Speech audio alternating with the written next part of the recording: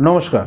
আপনারা যারা প্রথম জ্যোতিষশাস্ত্র শিখছেন বা শিখব বলে মনস্থ করেছেন, বা প্রতিটা মানুষেরই জ্যোতিষশাস্ত্র জানার প্রয়োজনীয়তা আছে, তাহলে কি হয়, নিজের এবং বাড়ির প্রতিটা মানুষের, ছেলেপুলে হোক, বাড়ির লোকজন হোক, একটা গাইডলাইন্স দেওয়া যায়। জ্যোতিষশাস্ত্র শিখলেই যে এটা পেশা করতে হবে এরম নয়, নিজের সংসারের উপকারের জন্যও একটু জেনে রাখলে ভালো হয়। যারা নতুন শিখছেন তাদেরকে বলি, রাশির দুটো ভাগ আছে, একটা হচ্ছে পুরুষ রাশি, একটা হচ্ছে স্ত্রী রাশি। 12টা রাশির মধ্যে 6টা রাশি পুরুষ, 6টা রাশি স্ত্রী।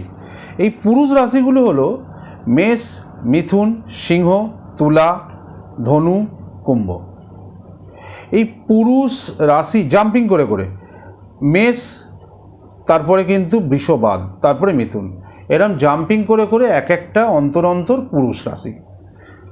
গ্রহরা যে রাশিতে বসে সেই অনুযায়ী তাদের ক্যারেক্টার হয় বা ফল হয়। যেমন ধরুন, পুরুষ রাশিতে যদি গ্রহ বা লগ্ন থাকে, তাহলে গ্রহগুলো একটা পুরুষালী কাজ দেবে। এগুলো পরপর বোঝাবে, এখন কথার পরিপ্রেক্ষিতে কথা ওঠে, কিন্তু এই মুহূর্তে নতুন অবস্থাতে বোঝা একটু অসুবিধা হবে। আমি পরপর এগুলো বোর্ডে যখন দাঁড়িয়ে বোঝাবো, তখন এগুলো বুঝতে সুবিধা হবে এবং কনসেপ্টটাও ক্লিয়ার হয়ে যাবে।